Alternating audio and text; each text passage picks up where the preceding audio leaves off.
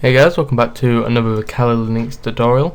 So today we're going to be doing an attack called SSLStrip, which is a man-in-the-middle attack, which allows the hacker to sniff username and passwords exactly like the cookie sniffing video. However, these ones will work for HTTPS, which unlocks the basically advantage of us being able to sniff Facebook passwords and Twitter passwords and anything that's HTTPS, which most sites are nowadays.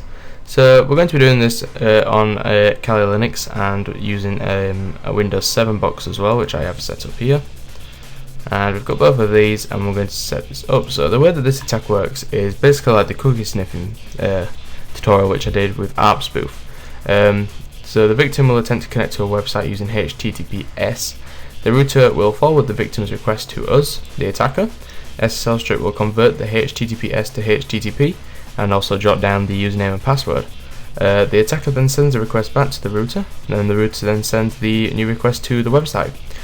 So that's basically how this man-in-the-middle attack works, and both of these computers will need to be on the same network when you do this attack. And you also are going to need the target's IP address, well, the LAN IP address of what that IP address is on the connection that you are both using. So you're going to start off by opening up a terminal, and you're going to need to jot down your interface that you're using. So for me, if you type in ifconfig, all these commands will be available on the forums in the link in the description.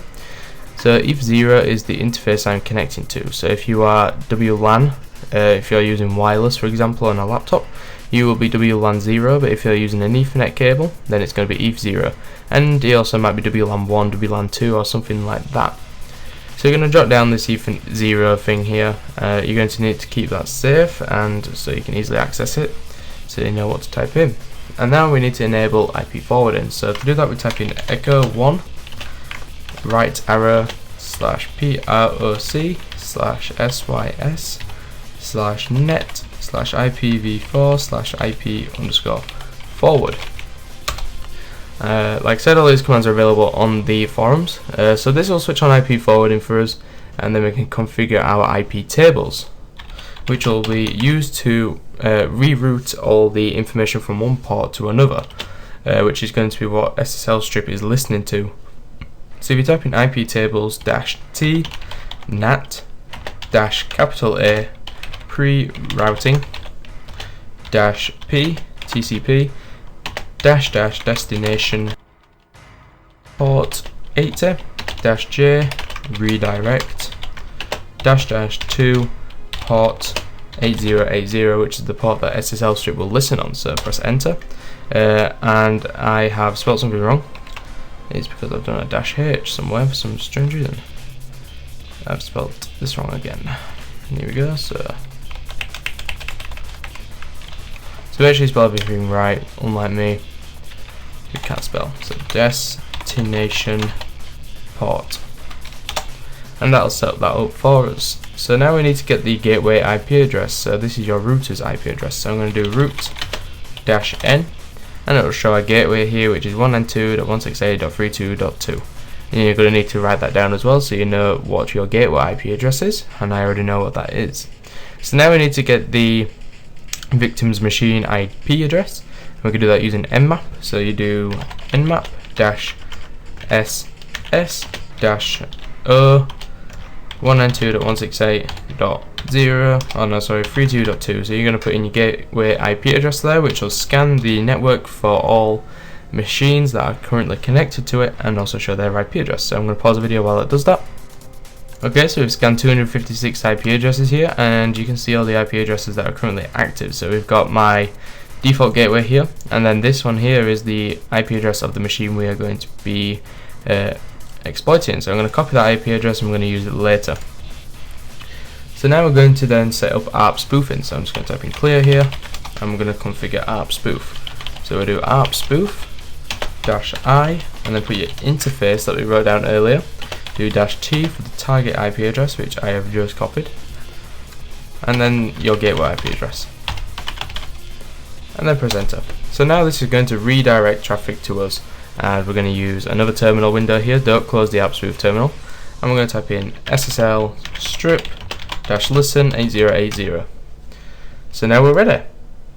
We are now using SSLStrip on our network, and it's listening on port 8080, and we are rerouting traffic to us. So if I go over to our Windows 7 box here, I'm using Internet Explorer because Firefox forces you to use, it will force you to use, what's the word I'm looking for?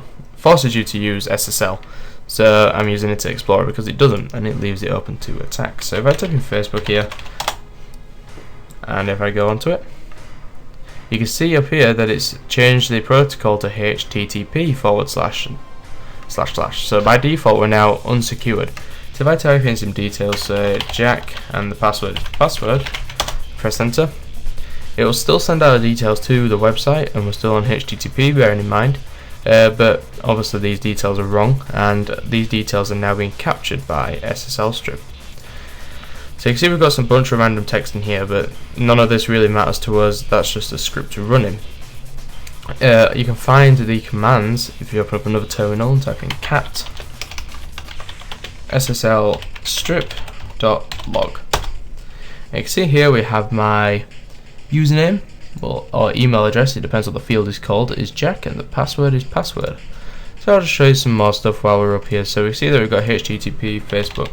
If I go on to Twitter, for example, Twitter uses HTTPS, you can see there, but if I click on it, it is now using HTTP.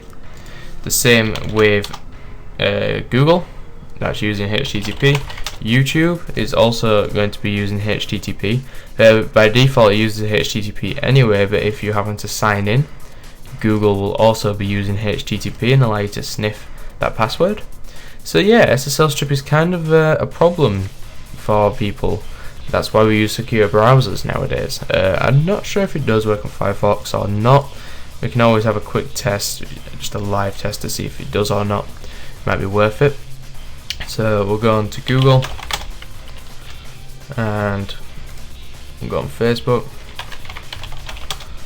So it still says HTTPS, and yeah, actually it's not using HTTPS here. So if I type in some random details, as far as I know, that came across as HTTP.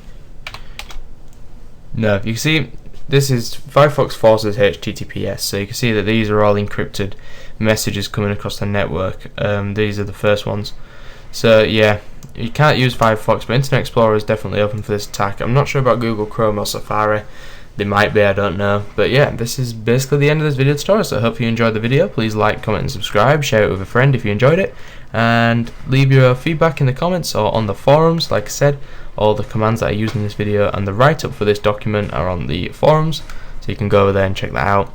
Thank you for watching, and I shall see you again next time.